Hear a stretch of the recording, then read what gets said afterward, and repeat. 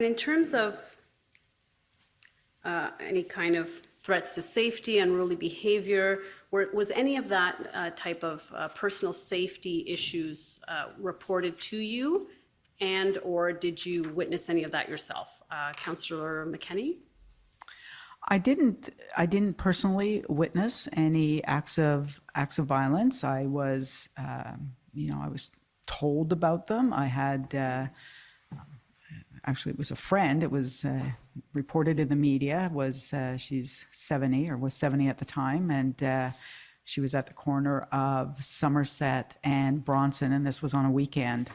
And a man who had come into the city, who had flags on him and was part of the surge, the weekend surge, punched her in the face. So that's a friend of mine. It's somebody I know. I didn't know it was her at the time when it was reported. I found out later that it was her. And someone reported to me that a friend of theirs was wearing a mask on our light rail train, was accosted for wearing the mask, and ended up having his nose broken. But that was, that's not something that I witnessed firsthand. Also, we had instances, where people reported back that, they would try to go out, they were circled by people, intimidating them, asking for police help. It just wasn't there. People just felt very abandoned while there was, while this was happening in their residential area, in their neighborhood. They also had no security. Everything was focused on Wellington Street and north of Laurier, and police just weren't responding to the threats that people felt that they were under. So that was reported to me in hundreds of phone calls as I was downtown with people, and just, general lawlessness without any security available. There was media reports, and I had discussions with the executive director at Shepherds of Good Hope of the incident around one of the homeless residents who was assaulted and beaten up, and where food was stolen at Shepherds of Good Hope. There were a number of incidents, too many to give you a full description, but there were a number of coffee shops that were remaining open, because coffee is sort of an easy pick up and go environment. And there were a number of incidents where crowds would come into these coffee shops and take over the space and threaten staff. And there were a number of encounters on Rideau Street and in the Barwood Market specifically. So these were all incidences that were reported to you by constituents or business owners?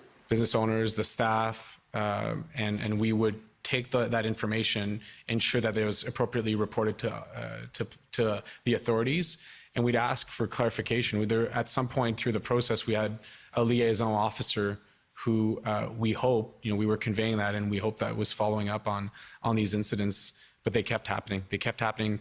I describe them as microaggression because they, it wasn't the punching in the face, but it was all these microaggressions in transit, walking to businesses, childcare, homeless shelters, a number of these incidents that created an unsafe environment for residents and business operators in the area. Were emails regarding impacts from your constituents?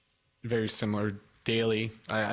Everything that Councillor Mckenney is describing is what we were both hearing from any resident that was within the red zone or on the periphery of the red zone, plus a number of microaggressions that are described. People were scared to leave, even if they weren't in the red zone. And when they left, there was a number of incidents near the red zone, which created additional anxiety. The noise, the smells, the fumes, nonstop. Things that pertain to businesses that are very specific in events like this, and I'm sorry, I keep calling it an event, that's my knowledge. So things like, will they have access to loading zones? How can deliveries happen? Can staff get in? Where will the bus routes be? And because there was so much fluidity to what was happening, there was no sense that the plan today was going to be the plan the next day. There was, there was some fluidity to it, but mostly those are the things we needed to know. Can staff take OC Transpo and get from Vanier to their job at the Rideau Center? Will the Rideau Center be safe?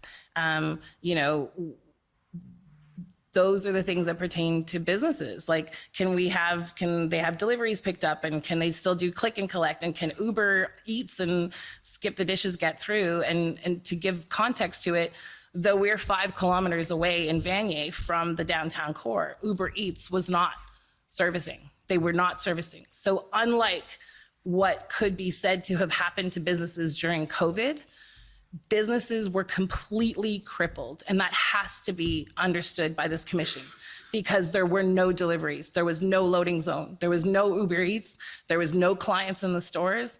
A lot of the protesters that arrived did support businesses, and I'm not going to say that they didn't. They supported some businesses, but there was a lot of chaos. There was a lot of businesses that were deeply affected by protesters, and then there was this sense, there was a lawlessness, if I can speak specifically to restaurants, which are often the most flexible of all of our businesses, right? They adapt very quickly. They can figure out things very quickly.